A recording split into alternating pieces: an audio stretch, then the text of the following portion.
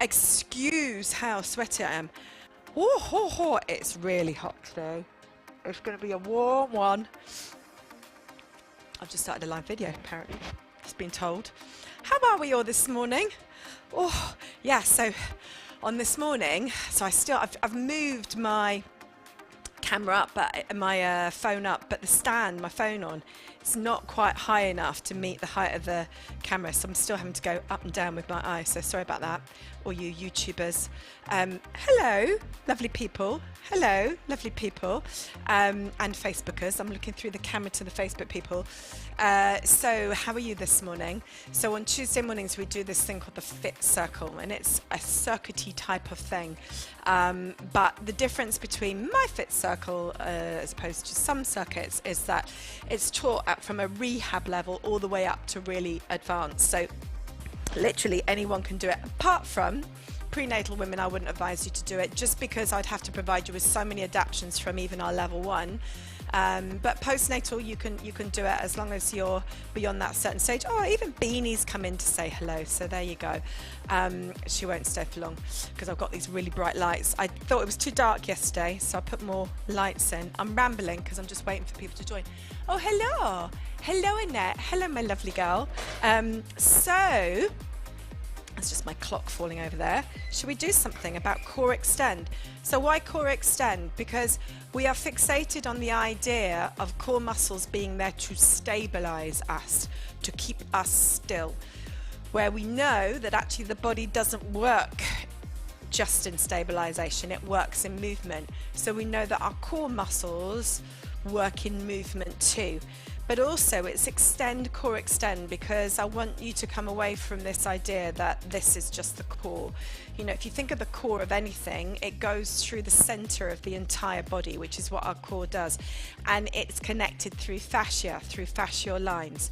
And there are lines that literally go from our foot all the way up to our head. In fact, there are fascia that goes all the way up over the back of the head. And if you just put your hands on your head, this is a really nice thing to do.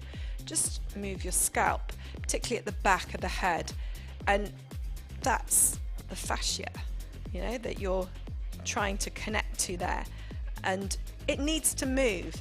And if you hold it really still, it gets sticky. Yeah, it doesn't move. So this is why I don't like straightforward planks. So I'm going to show you how to do a plank with good control and movement. But we're also going to do some standing ab work, and this is absolutely fine for anyone that's pregnant to do. I'm going to use just a band, but you could grab anything. You could grab a towel, a tea towel would do, or you can just put your palms together. But if you can have your hands, so in this position, you could do it without anything, but by holding on to something, which is say you can put your palms together, it does help with that kind of sensation of feeling the core. And what I want you to do is I want you to imagine you're on a tightrope. Yeah, and you can feel how imbalanced you are on that tightrope. So we're on the tightrope, and you can feel your weight being thrown. Okay, so we're going to connect from the foot all the way up to our tongue, coming up through the pelvic floor and into the belly. We're also going to connect to our glutes, because if we lean forward, that's going to throw us off even more with our balance. So you're going to lift up and squeeze the glutes and push them into action, because your glutes are all connected through those fascial lines. Okay, so even though it's a superficial muscle, you want to use it in conjunction with the deeper muscles, because they're all connected, particularly through to the pelvic floor. And this idea that you shouldn't use your glutes when you're trying to connect your pelvic floor is wrong, because they're going to work together anyway. The point is that a lot of us have a weakened pelvic floor. So it's how do we strengthen it if the glutes are always kind of taking over? And it's all about sensory. It's always all about being aware and knowing where the pelvic floor is. If you know where it is, then you know how to work it, yeah? So you can feel it, you have a sense of it, so you can bring it into your movement.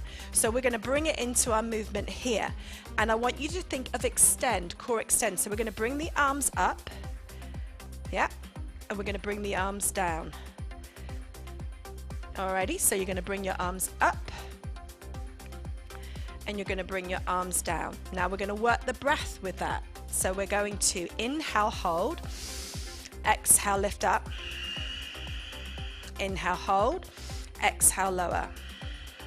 Now I'm going to make my movement bigger and get more extension, and be conscious of the fact You want to exhale on the movement. And think of your muscles controlling your spine, but they're still moving as you're coming up and down. Now, if you wanted to take it even one step further, you could take it back behind your head.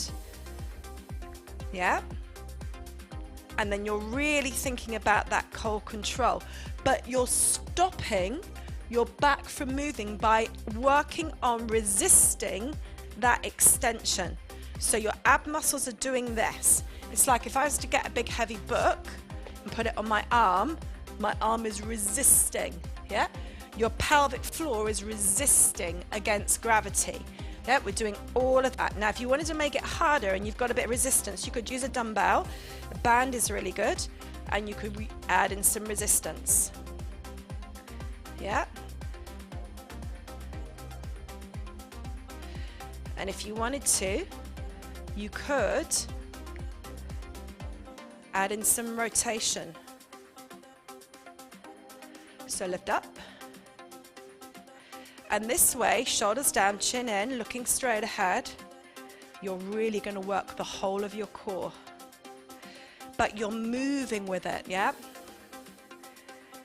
And you're working the whole body. So it's a really great way to really work with core resistance. And this is a fantastic way for women who are pregnant to work.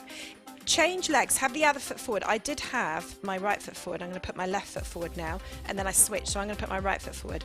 Okay, but you can switch it around. Okay, and if you think about it, when you're pregnant, your muscles are extending. Okay, so you're drawing in as you lift up, you're pulling your muscles in. Now, if you're struggling to feel your pelvic floor, think of that stop a fart, stop a wee coming into your tummy. Yep, you can be doing it like this, or you could be using your towel, lifting in through your center. So you breathe out, lift in through your core. Inhale, exhale, bring it back down. Inhale, exhale, lift up. So wherever you are, using resistance or not, you're thinking about trying to draw in and resist against that extension. Try to feel your core muscles working, and you should start to feel them. Okay, we're going to come down to the floor. I'm going to show you how to do a plank, where again, it's a lot more conducive to healing your body. It's using it with movement rather than just being really still. Because how do we get better posture? Well, we don't get better posture by holding rigid. Yeah? We get better posture by releasing tension in our back and getting everything moving. So again, it's going to be an idea of core extend. So you're going to come down onto your knees. Okay, so level 1, if you're pregnant or postnatal, you're going to do this level. So we're literally just going to walk the plank. Yep, so if you think of a plank position, you're going to go elbow, elbow, hand, hand. Now, a lot of people would advise you to try and keep everything really rigid when you do this. So you're really trying not to move anything. Yeah? Okay, I'm going to tell you to do the opposite. I want you to think like a cat's haunches, and I want you to move everything.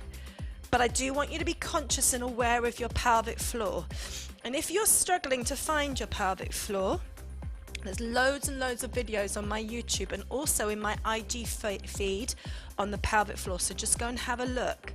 I've done thousands of videos on it. So go to my YouTube channel and just look up for pelvic floor exercises. There's a whole playlist on there. Or if you go into my powerful pregnancy stuff, you'll see lots of videos on the pelvic floor. Lifting in through your center, finding your core. Okay, so how do we make this harder? We extend. Extend. Yep, so take it out. If you want to make it harder still.